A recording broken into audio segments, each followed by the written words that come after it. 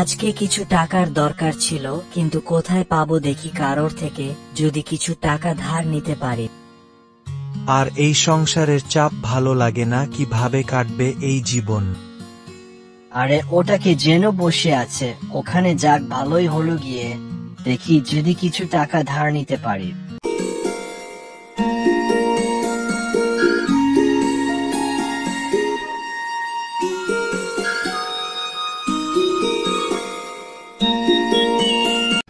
আরে বন্ধু, কি ব্যাপার? তুমি কাজ করে ঘরে না ফিরে গিয়ে এখানে বসে আছো, কিছু হয়েছে নাকি? বন্ধু, এখানে বসে আছি, একটু শান্তি লাগছে, বাড়ি গেলেই তো সংসারের চাহিদা পূরণ করো, এর চাহিদা মেটাও, ওর নালিশ শোনা এসব আর ভালো লাগে না, তাই এখানে একটু শান্তিতে বসে আছি। প্রতিটি সংসারেই তো এরকম চাহিদা নালিশ আবদার থাকেই, এর মধ্যেই তো শান্তি খুঁজে নিতে হয়, এর জন্য দুঃখ করার কিছু নেই। তবে শোনো বন্ধু, তোমায় বলছি, প্রায় রোজই এরকম ঘটনা আমার সাথে ঘটে। কাজ থেকে ঘরে ফিরে দেখি মা দাঁড়িয়ে আছে, আমাকে দেখে বলল, কিরে খোকা, তুই খালি হাতে ফিরে এলি যে? ঘরে তো চাল ডাল কিছুই নেই, আমার ওষুধটাও শেষ হয়ে গেছে, আর তোর বউ তো সারাদিন সুজে থাকে, কোনো কাজ করে না, আমি আর পারছি না, এবার একটা কাজের লোক দেখ।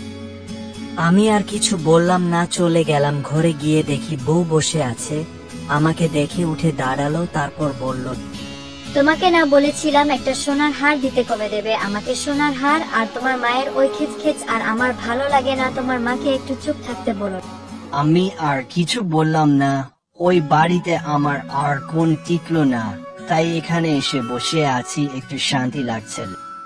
ভাই, এটাই তো সংসারের নিয়ম, তুমি পুরুষ মানুষ, সংসারে তোমাকে তিল তিল করে হত্যা করা হবে, আর তোমাকে সব মুখ বুঝে সহ্য করতে হবে।